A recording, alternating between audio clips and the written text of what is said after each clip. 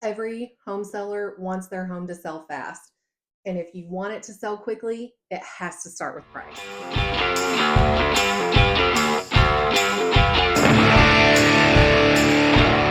Okay, let's be real. You can make your home as beautiful as possible, or you can make all the improvements possible in your home to get as many buyers in as possible. I feel like I said possible a lot. Whatever. Bottom line, it's going to come down to price. And it is the hardest thing to wrap your head around when you have to start lowering price.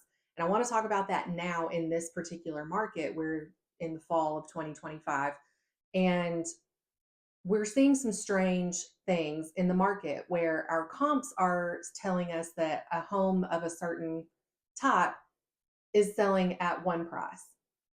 But what's actually happening is we're seeing a lot of price drops as well. So it's like if our comps are here, but we're still having to lower the price, how do we find that fair market value? And that's my job as a real estate agent. We study the comparative properties in the specific area of your home. We study the location, the condition of your home, any improvements made if necessary, and that's how we come to that fair market price. But part of studying those comps and part of studying your specific market is seeing how prices are dropping, because at the end of the day, it doesn't matter where you start. It matters what a buyer is bringing to the table to offer for your home. One of the biggest questions that I see with sellers is the should we price it high and leave room to negotiate down? And I understand that thought process. And back in the day when real estate agents were the gatekeepers for all of the listing information, apparently, I don't have this information. I've never seen one of these books, but they exist. If you're a seasoned agent, sound off in the comments if you actually have one of these. I would like to see one. It's an MLS book. It was a physical printed book that had all of the information, and only realtors got them. So that's how you knew what was on the market. However, today buyers are almost more knowledgeable about the specs of a particular property than realtors are, because everything's available online, and they're spending more time researching those properties with the public information that's available.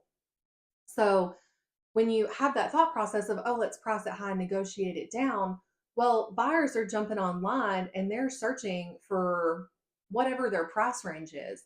And if you outprice your home, you may not be appealing to the buyers that are actually shopping for homes like yours. And then it's going to sit on the market for a little bit longer. And then you have to bring the price down. And then when that perception starts happening, buyers start seeing that. It's like, okay, it's been on the market for almost 6 months and the price has dropped significantly. What's wrong with the house?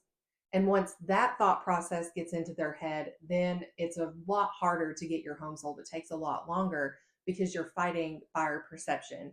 And that, even though it's a nuanced thing, it's a in the head type of situation, it's a very hard one to overcome. What you've spent on your home is not what it equals today in terms of value.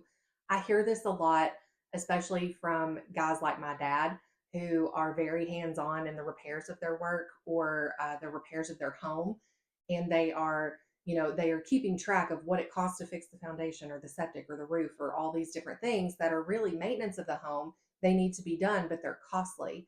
So they're racking up the expense sheet saying, okay, so I bought it for this, I spent this, I want to sell it for that. However, those numbers don't always align with what buyers are shopping for, which is why we study the market. And also, another thing that you can't throw into pricing is the emotional value of your home. The home that I'm living in, that I'm recording in right now, is my family home. It's where it was my husband and it was our first home. Our children were brought home here from the hospital, took their first steps here, learned to speak here.